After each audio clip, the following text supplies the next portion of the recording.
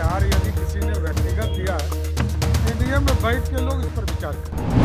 लालू जी के विचारधारा के लिए तो कोई जगह नहीं है एनडीए में, ये बात तो क्लियर है। लालू जी के विचारधारा के लिए तो कोई जगह नहीं है एनडीए में, ये बात तो क्लियर है।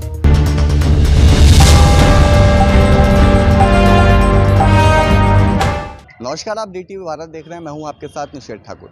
वीआईपी सुप्रीमो मुकेश सहनी की मुश्किलें बिहार में एक बार फिर से बढ़ सकती हैं।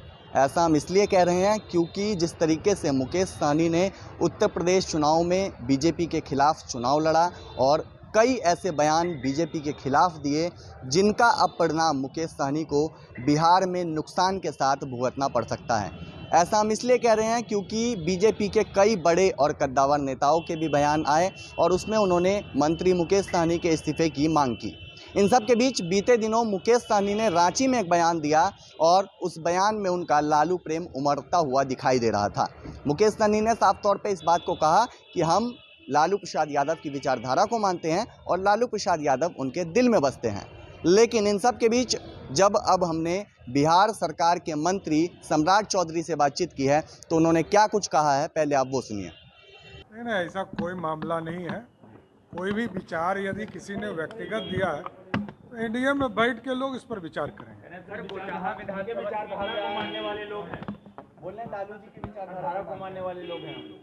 लालू जी के विचारधारा के लिए तो कोई जगह नहीं है एनडीए में, ये बात तो क्लियर है।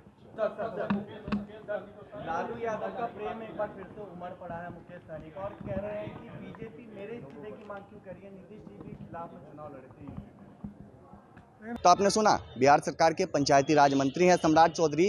साफ शब्दों में उन्होंने इस बात को कह दिया है कि लालू प्रसाद यादव के विचारधारा को मानने वाले लोगों की ज़रूरत एनडीए में नहीं है, कोई भी जगह नहीं है। लालू प्रसाद यादव की विचारधारा के लिए एनडीए में कहीं से कहीं तक कोई जगह नहीं है। तो इस बयान से इस बात का अंदाज़ा लगाया जा सकता है कि वीआईपी सुप्रीमो मुकेश सहनी को बिहार में बीजेपी बकसने के मूड में नहीं है। और जिस तरीके से मुजफ्फरपुर जिले के बोचहा विधानसभा की सीट खाली हुई, पहले वीआईपी के विधायक उस सीट पर से थे, लेकिन जो सूत्रों से जानकारी मिल रही है उसके मुताबिक अब बीजेपी बोचहा विधानसभा सीट से भी उम्मीदवार उतारेगी और वो उम्मीदवार वीआईपी सुप्रीमो मुकेश सहनी के उम्मीदवार के अगेंस्ट में चुनाव लड़ेगा। तो इस तमाम गतिविधियों से इस बात का अंदाज़ा लगाया जा सकता है कि मुकेश सहनी की मुश्किलें बिहार में बढ़ रही है और बीजेपी अब उनको बकसने के मूड में नहीं है और बीजेपी के कई बड़े और कद्दावर नेताओं के बयान इस बात को दर्शा रहे हैं।